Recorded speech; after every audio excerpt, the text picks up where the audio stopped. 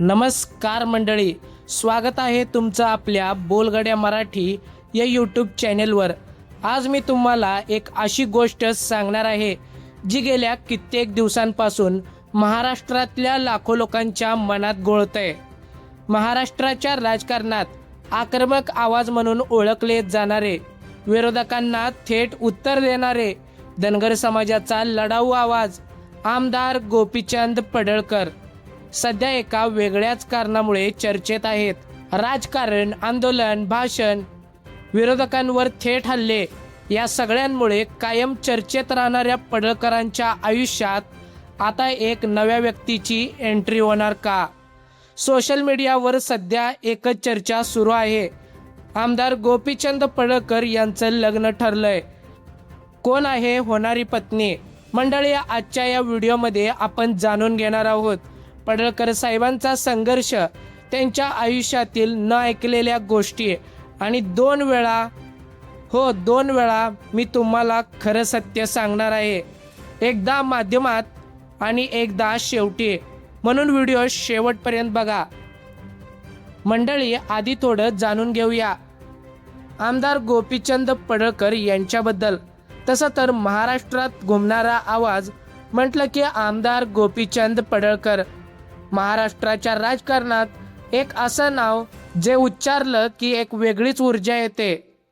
महाराष्ट्राच्या मातीतून उभा राहिलेला हा नेता, धनगर समाजाचा आवाज बनलेला हा व्यक्ती, आरक्षणाच्या लढ्यात आघाडीवर राहणारा हा योद्धा, विधानसभेत सरकारला थेट प्रश्न विचारणारा हा आमदार, रस्त्यावर उतरून आंदोलन करणारा हा नेता म्हणजेच पडळकर साहेब म्हणजे फक्त एक राजकारणी नाही, ते एक चळवळ आहेत, एक विचार आहेत, एक संघर्ष आहेत। लहानपणापासून त्यांनी जे कष्ट केले, जे भोगले, जे सहन केलं, त्यातूनच घडला हा लढाऊ नेता।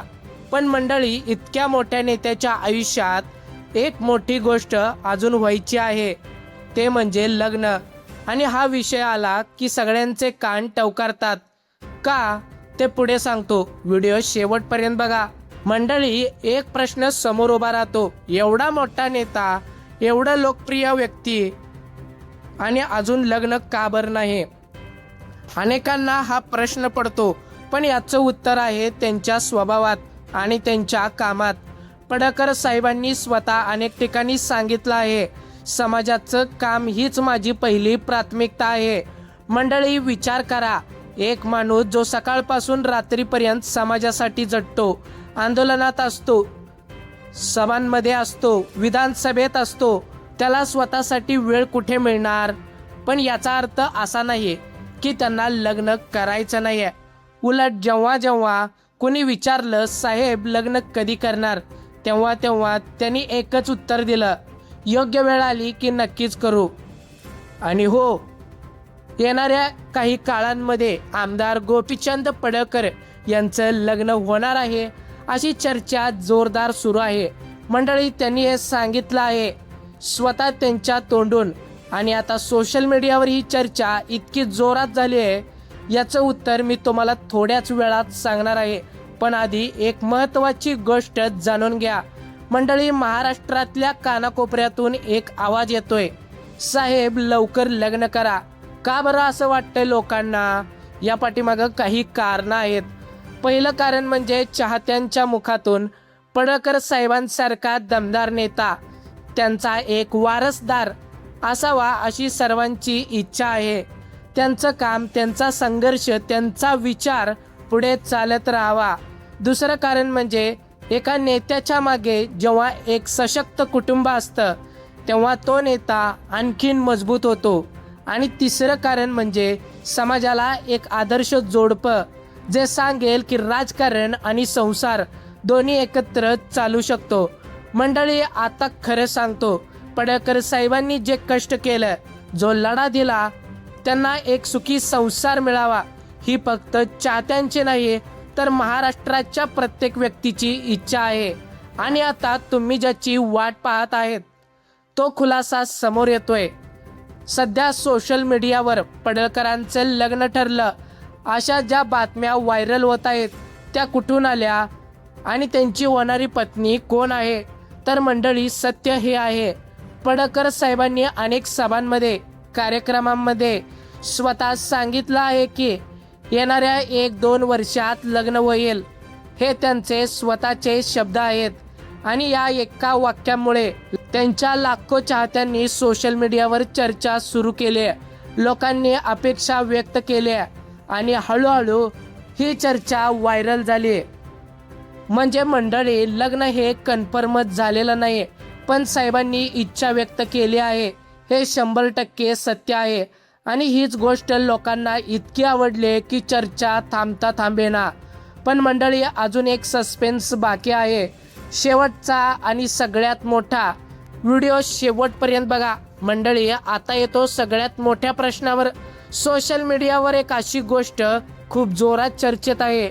लोक म्हणतायत की पडळकर साहेबांच्या आयुष्यात एक खास व्यक्ती आहे.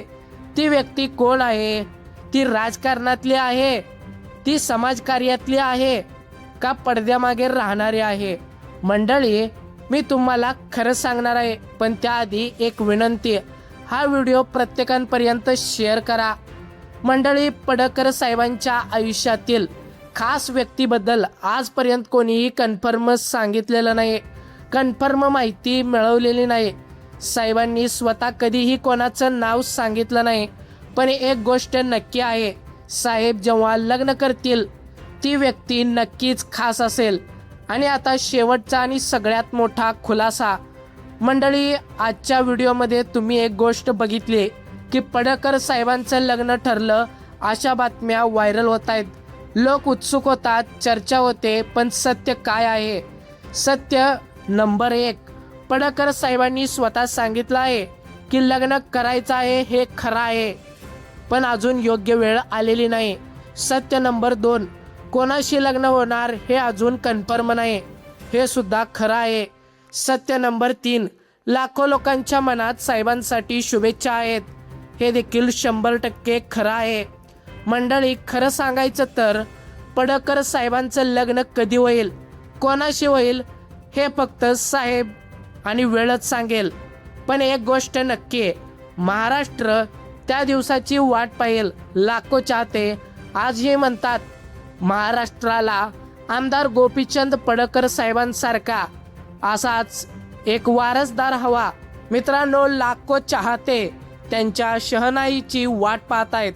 महाराष्ट्र तयार आहे शुभेच्छा द्यायला, फक्त ती वेळ येणं गरजेचं आहे. मंडळी आजचा व्हिडिओ कसा वाटला कमेंटमध्ये नक्कीच सांगा.